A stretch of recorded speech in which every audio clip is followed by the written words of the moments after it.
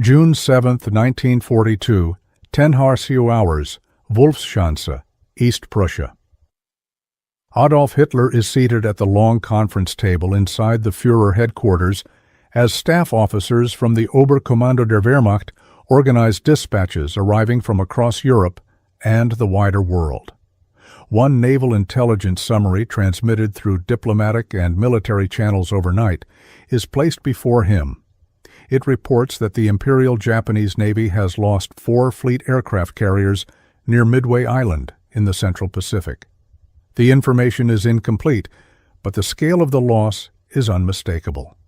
The carriers listed are Akagi, Kaga, Soryu, and Hiryu, the core of Japan's striking power at sea, and the same ships that had led the attack on Pearl Harbor 6 months earlier.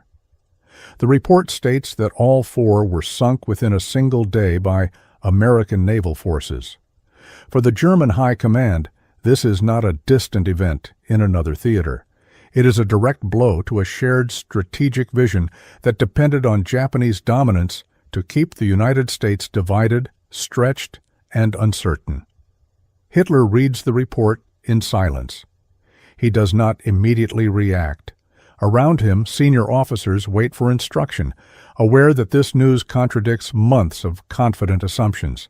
Since December 1941, Germany's leadership had viewed Japan as a force capable of neutralizing American power in the Pacific for years.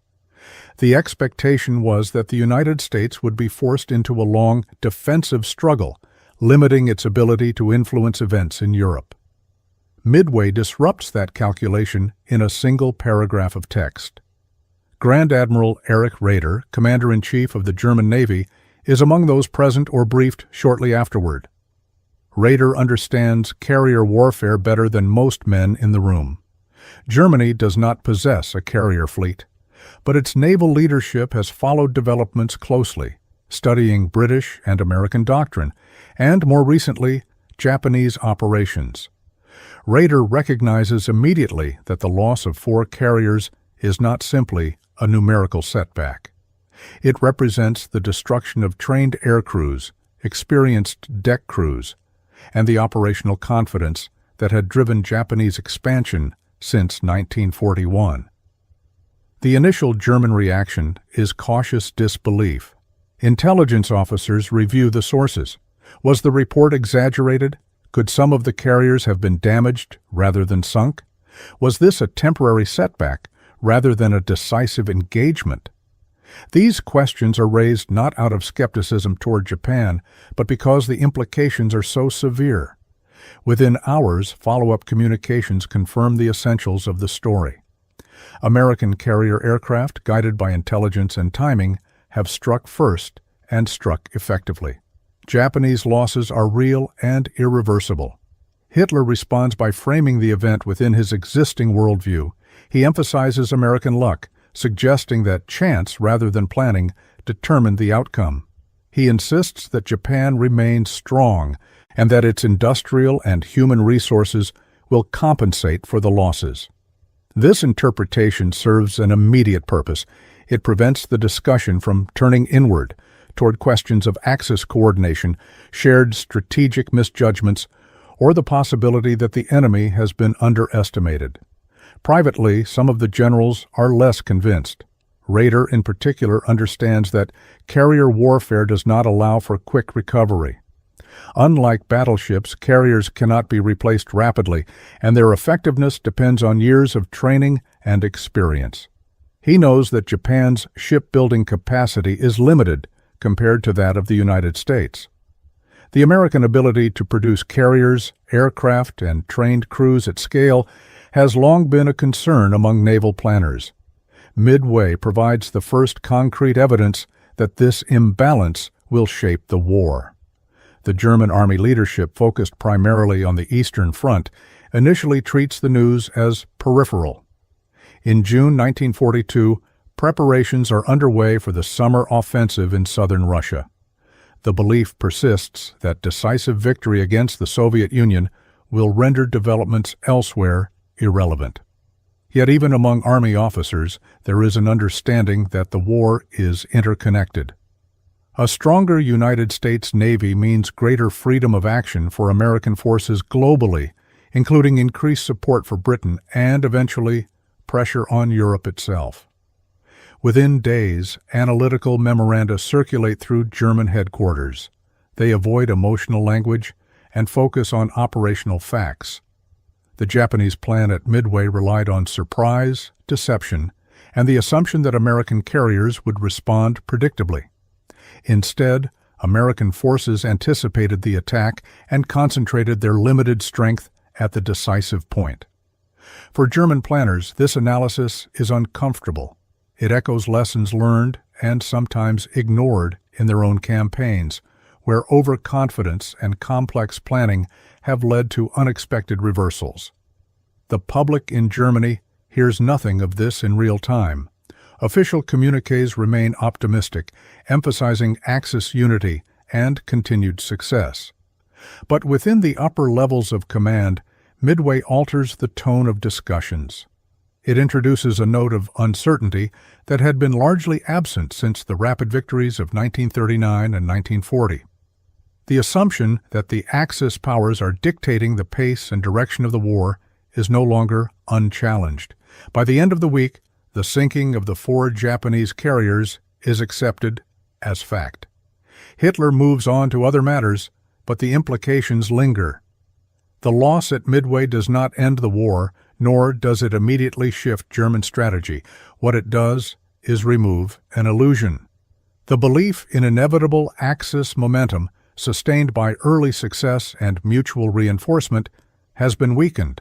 For the first time since the United States entered the war, Germany's leaders are forced to consider the possibility that American power, once fully engaged, will not be contained.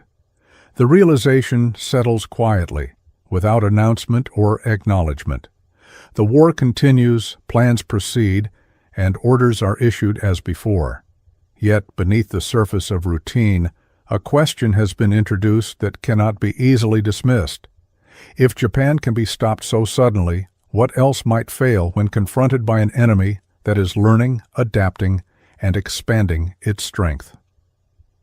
In the weeks following the confirmation of Japan's losses at Midway, German military headquarters continued operating at full tempo. Maps are updated, orders issued, and preparations for major operations in the East proceed without pause. Yet within staff rooms and private briefings, Midway becomes a reference point that alters how information is received and interpreted. It is no longer possible to dismiss American capability as theoretical or distant. The evidence now exists in the form of sunken carriers and shattered air groups. Grand Admiral Raeder directs his staff to produce a detailed internal assessment of the battle. The focus is technical rather than emotional. German naval officers examine the sequence of events, the concentration of American carrier forces, and the role of reconnaissance and timing.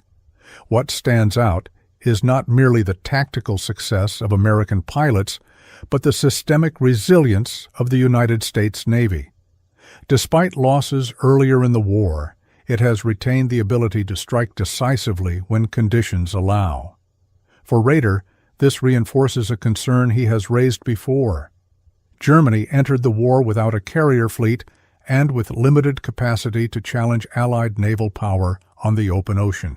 The expectation had been that Japan would neutralize American naval strength long enough for Germany to defeat its continental enemies. Midway suggests that this assumption was based less on analysis than on hope.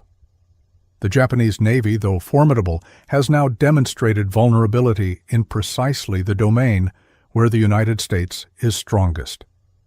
Within the Army High Command, reactions are more muted, but no less significant.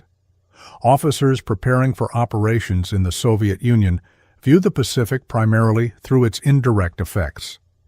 A stronger American position at sea means increased material support for Britain and, eventually, for the Soviet Union. It also means that the prospect of American ground forces entering the European theater becomes more plausible with each passing month. Midway accelerates this timeline in the minds of those tasked with long-term planning. Adolf Hitler's interpretation remains consistent with his earlier response. He emphasizes ideological explanations, attributing American success to industrial excess rather than military skill. He argues that such advantages produce quantity without quality, and insists that determination and willpower will ultimately decide the war. This perspective reassures those who wish to believe that Axis victories are preordained, but it leaves little room for adaptation or honest reassessment. The problem facing the German leadership is not a lack of information. By mid-1942, reports from military attachés, intelligence intercepts, and open-source observations all pointed to the same trend. American shipyards are operating at increasing capacity. Aircraft production is accelerating. Training programs are expanding. Midway does not create these realities. It merely reveals them in a way that cannot be ignored. The defeat of Japan's carrier force makes abstract statistics tangible. Among senior officers, a quiet divide emerges. Some continue to frame setbacks as temporary or irrelevant, confident that decisive operations elsewhere will render them meaningless.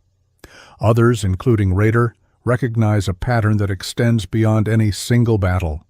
They see a coalition of enemies that is becoming more coordinated, more effective, and more difficult to defeat with the resources available to Germany and its allies. This divide is rarely expressed openly. The culture of the German High Command discourages dissent, particularly when it challenges the views of Hitler himself.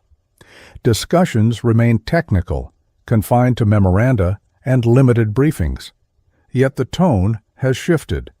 Where earlier assessments assumed Axis superiority as a given, newer analyses are more cautious, emphasizing risks, limitations, and dependencies that were previously downplayed. The illusion of invincibility that followed early victories begins to erode under the weight of accumulated evidence.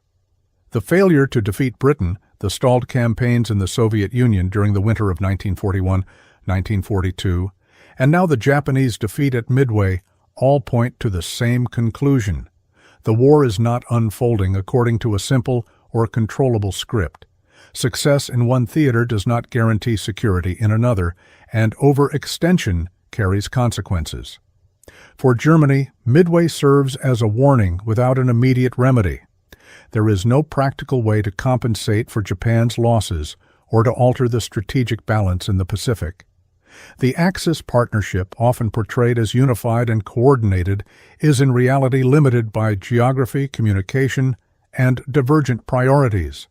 German leaders can analyze and comment on events at sea, but they cannot influence them. As summer advances, attention returns to immediate concerns. The coming offensive in southern Russia demands focus and resources. Yet Midway remains present in the background of strategic thinking, a reminder that the enemy is capable of learning and striking back effectively. It challenges the belief that American involvement will be slow, clumsy, and easily managed. The chapter of early Axis confidence is not yet closed, but its foundation has been weakened. The war has entered a phase where assumptions must compete with realities, and where victories can no longer be taken for granted. Midway does not announce this change loudly. It simply forces those paying attention to recognize that the balance of power is beginning to shift in ways that ideology alone cannot reverse. The German assessment of Midway inevitably turns toward the man who conceived the operation. Admiral Isoroku Yamamoto, Commander-in-Chief of the Imperial Japanese Navy Combined Fleet, is well known within German naval circles. His reputation as a strategic thinker precedes him, and his earlier success at Pearl Harbor is studied closely by Axis planners. The Midway operation is understood in Berlin not as a reckless act, but as a calculated attempt to force a decisive engagement that would eliminate the remaining American carrier force in the Pacific. Yamamoto's reasoning is clear and professionally respected. He understands that Japan cannot win a prolonged industrial war against the United States. His solution is to strike repeatedly and decisively, breaking American naval power before it can fully mobilize. Midway is intended to draw out U.S. carriers by threatening a strategically important outpost, then destroy them in a single, overwhelming battle. From a theoretical standpoint, German naval officers find little fault in the objective itself. Execution, however, becomes the focus of critical analysis. The Japanese plan requires precise coordination across vast distances. It divides forces into multiple groups, relying on secrecy and timing to maintain surprise. German officers, reviewing the sequence of events, note that complexity increases vulnerability. When communication falters or assumptions prove incorrect, the margin for recovery disappears rapidly. Operational control at Midway rests with Vice Admiral Chuichi Nagumo, commanding the carrier strike force. German analysts pay close attention to the pressures he faces during the battle. Nagumo must balance competing demands, launching strikes against Midway Island, preparing for the possibility of American carriers, and managing aircraft recovery and rearming cycles on crowded flight decks. These are not abstract problems. They are physical constraints imposed by technology, training, and time. The critical moments of the battle are dissected with professional restraint. German officers note that Japanese reconnaissance fails to locate American carriers early enough. When reports finally arrive, they are incomplete and delayed. Nagumo's decision to rearm aircraft, shifting from land attack ordnance to anti-ship weapons, creates a window of vulnerability. American dive bombers arrive at precisely that moment, finding Japanese carriers with fueled aircraft and exposed decks. For German planners, the lesson is immediate and unsettling. Superior skill and experience cannot compensate for flawed assumptions about the enemy. Japanese doctrine assumes that American forces will respond predictably and that surprise can be maintained long enough to dictate the terms of engagement.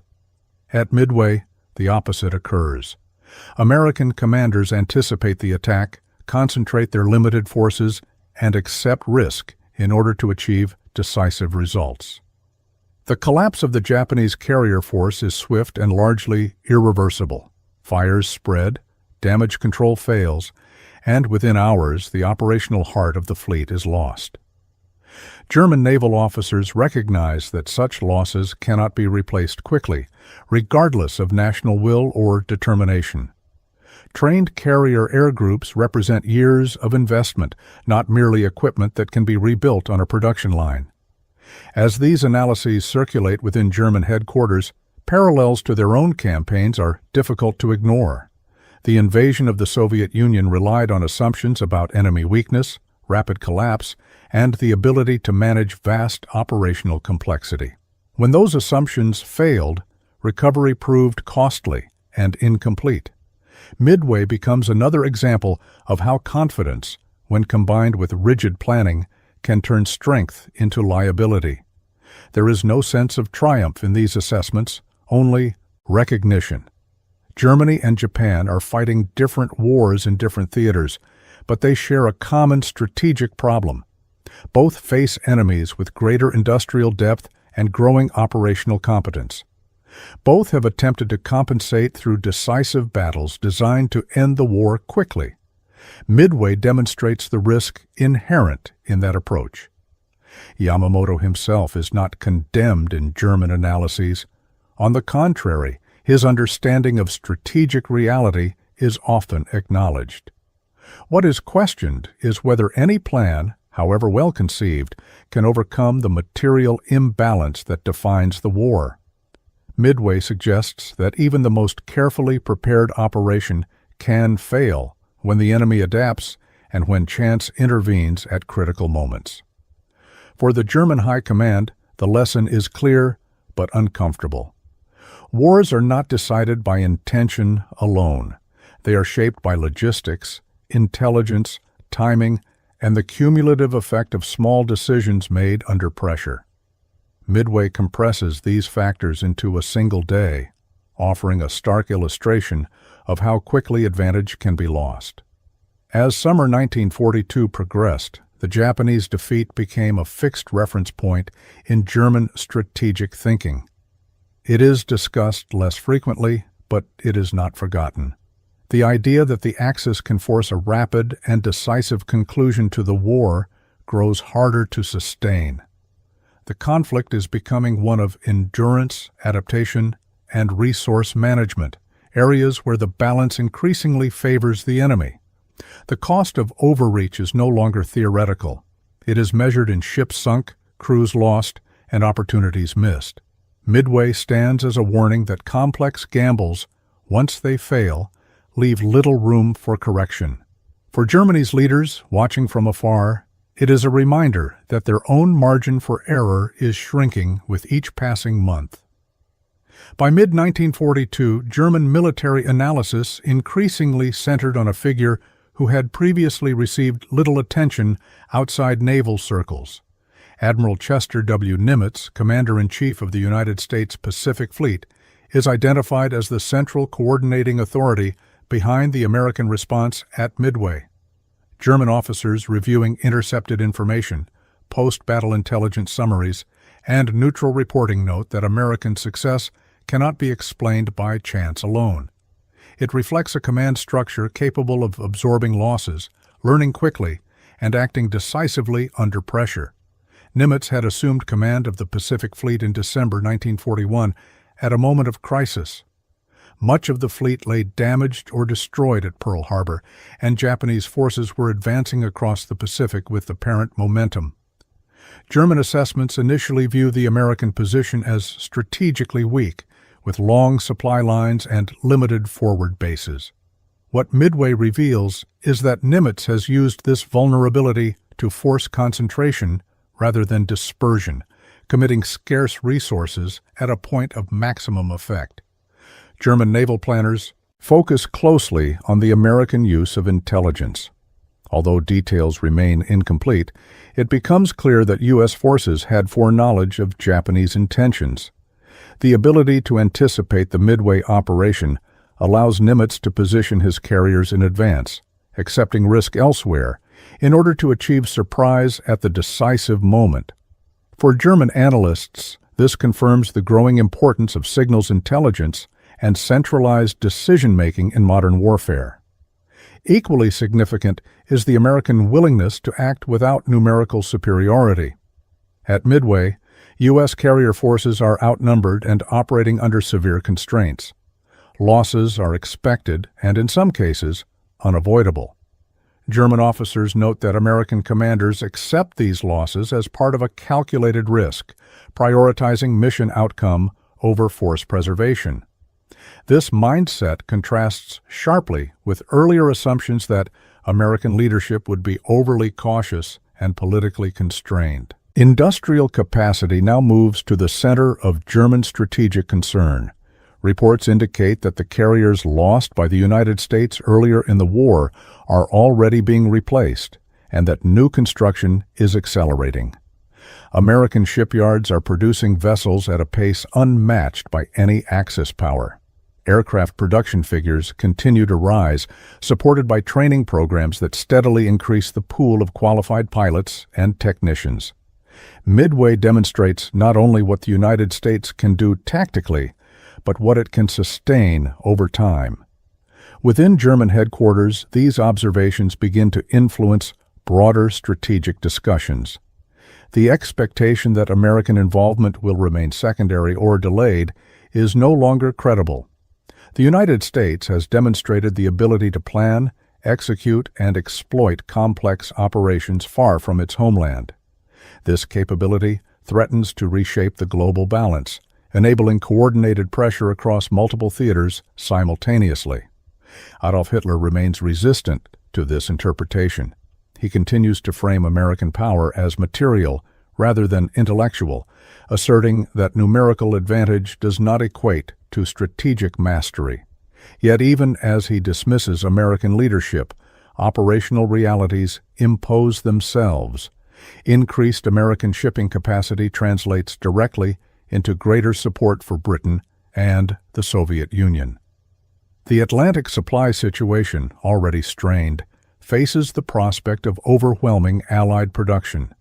For officers like Raeder, the implications are stark. Germany lacks the means to counter American naval expansion directly. Submarine warfare remains the primary tool available, but its effectiveness depends on conditions that are becoming harder to sustain. Improved Allied convoy systems, expanding escort forces, and technological advances threaten to reduce the impact of Germany's most effective maritime strategy. The American factor is no longer confined to the Pacific. It is now understood as a global force multiplier, capable of influencing outcomes far beyond any single battle. Midway marks the point at which this realization becomes unavoidable. The war is no longer defined solely by German initiative or Japanese momentum. It is increasingly shaped by the American capacity to recover, adapt, and apply pressure over time. German strategic planning begins to reflect this shift, though often indirectly. Emphasis is placed on achieving decisive results quickly, before American power can be fully brought to bear. This sense of urgency, however, carries its own risks. As options narrow, the temptation grows to pursue high-stakes operations with diminishing chances of success.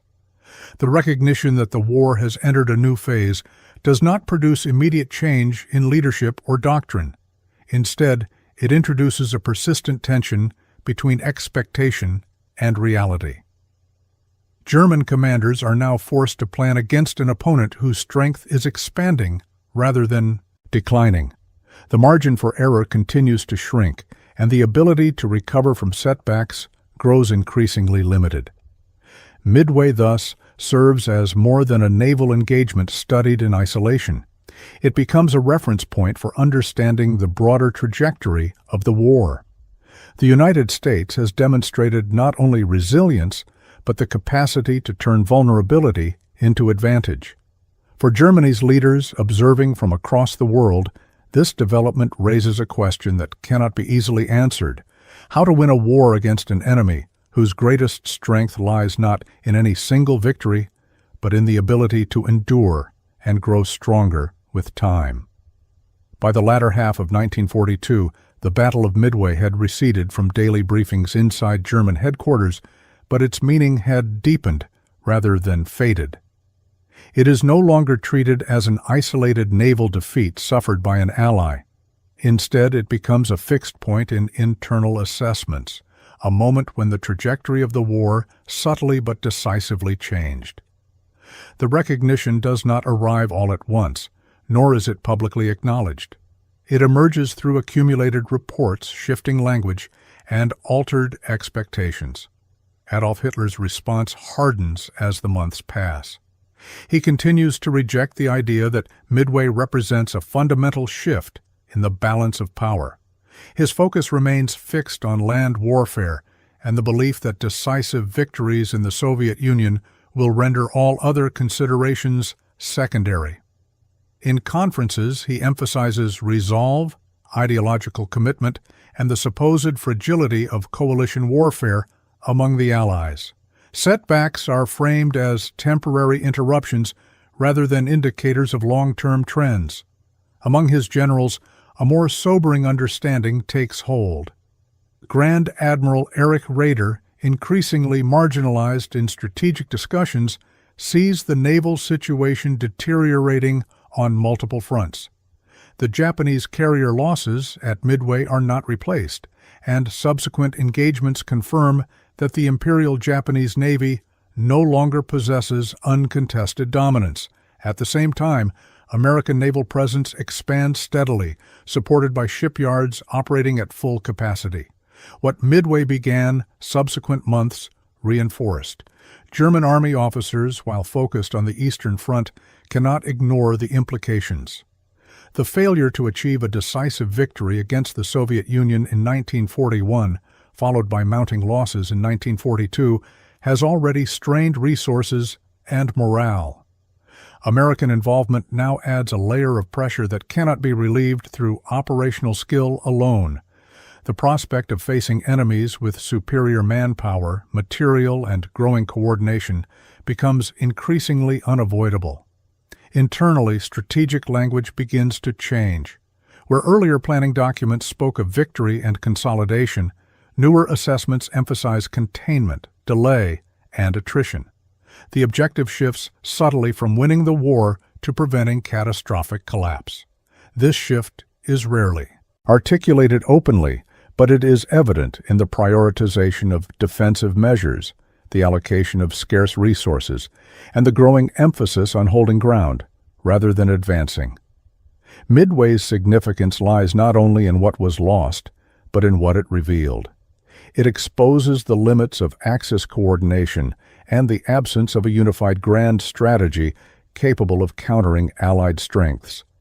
Germany and Japan are bound by shared enemies rather than integrated planning. Events in the Pacific influence European outcomes, but without mechanisms for joint decision-making or mutual support. Midway highlights this fragmentation with clarity. For German planners, the realization that American power will continue to expand is particularly troubling. Unlike earlier adversaries, the United States shows no sign of exhaustion or internal constraint. Its economy grows stronger as the war progresses, converting industrial capacity into military effectiveness at scale. Each month that passes reduces the likelihood that Germany can force a favorable outcome before being overwhelmed. Hitler's insistence on total commitment without strategic flexibility compounds the problem. As options narrow, dissent becomes more dangerous and honest assessment more difficult. Generals who recognize the implications of Midway and subsequent developments find few avenues to influence policy. The gap between reality and declared objectives widens, creating a strategic environment driven increasingly by ideology rather than adaptation. By late 1942, the concept of a decisive Axis victory had largely disappeared from serious internal analysis. What remains is a determination to endure, to impose costs, and to prolong the conflict in the hope that circumstances might change. This is not framed as defeat, but it represents a fundamental shift in purpose. The war has become a struggle against time and inevitability rather than a campaign toward victory. Midway stands at the beginning of this transformation.